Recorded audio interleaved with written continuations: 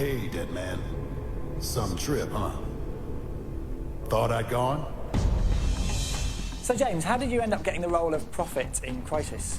Wow, that's an interesting story. I think I remember being at my agent's back in Chicago. This was maybe 2006 or 2007.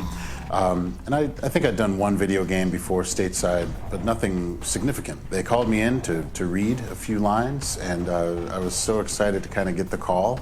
And I didn't really know much about Crytek or about video, game playing anyway. But it was kind of a neat experience. I mean, I do a lot of voiceover work, and so it was kind of a great opportunity to kind of try something different. And do you find that it's a different challenge to doing TV? I think so. And voiceover in general is a different animal from TV, which is a different animal from theater, and I've been kind of lucky to do all three of those things at various stages of my career. But the idea of giving voice to this superhuman sort of being, in a video game is actually kind of fun. You take more liberties as far as your voice is concerned, knowing that they're going to do kind of fun things in post anyway. And so you have a little bit more fun. I've really enjoyed doing video games, as a matter of fact. And when you do the voice of Prophet, you do lower it down a bit, don't you? You sort of go really I deep do. down there. It goes down just a bit more than, than I would normally speak, just talking to friends or what have you. But, and then on top of that, I think they're doing a little bit of extra stuff as well. But so I come in with this kind of darker voice, and then they do other things to it. They used to call me Prophet. Remember me. Now, in Crysis 3, it's not just voiceover, and it's not just facial capture separately. You're doing full performance here.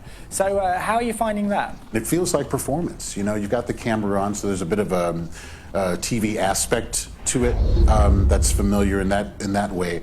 But the idea that we're actually performing this gives it a certain weight, a certain emotional gravity that it wouldn't have if we were just in the studio. So, it's actually helping me. I'm actually using different muscles from other disciplines that I've worked in the past, and that helps me form this character in that performance space.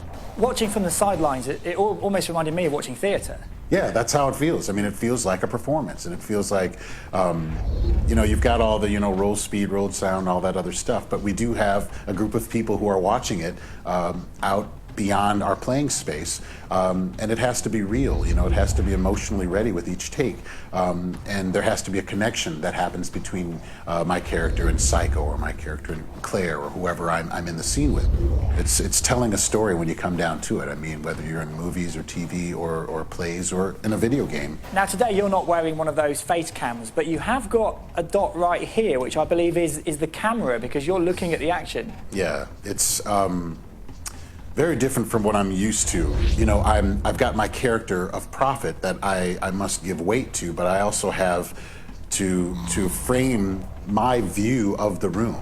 It's kind of a challenge. It's fun, too. I mean, don't get me wrong, I have a blast doing it because it's kind of a neat way to frame everything, but I also kind of feel like I'm a bit of a machine, kind of a cyborg, because I'm trying to make sure that I catch this and catch that without moving around too much and making that view so confused and jarring.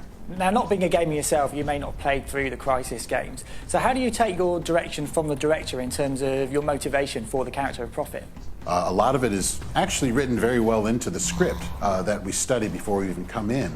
And so you're learning more about your character and learning more about Prophet and how he stands in relation to these other characters in the room. He's a very strong, upstanding man with a tortured soul, I guess, but he's a military man at heart, a very strong military fellow who tries not to get swayed as much by his emotions in a scene. But once in a while, on the occasional scene that we do, you'll see a bit of his humanity kind of bubble to the surface. But they do a really great job of, particularly for someone like me who's not typically a game player, to bring this truth and this world, this atmosphere into me, and to be able to play it out more effectively to the audience. What's been your favorite Prophet line? There's this idea that these suits are responsible for how we do in these fights and in the wars that we fight and all that. And at one point I speak to another character and I say, look, these are suits, but we're the ones who are doing the fighting. And I think that's very important. You know, Crysis 2 seemed, from my limited knowledge, to have a lot to do with the suits themselves. And I find it kind of fascinating that Crysis 3 really deals with the people who are inside of these suits rather than just the suits themselves. And so that line has a lot of significance for me in this time. Before we go, can you just give me one more Prophet voice? One more Prophet voice. I've had a wonderful time with this interview, and I do hope that we get to do this again sometime soon. They call me Prophet.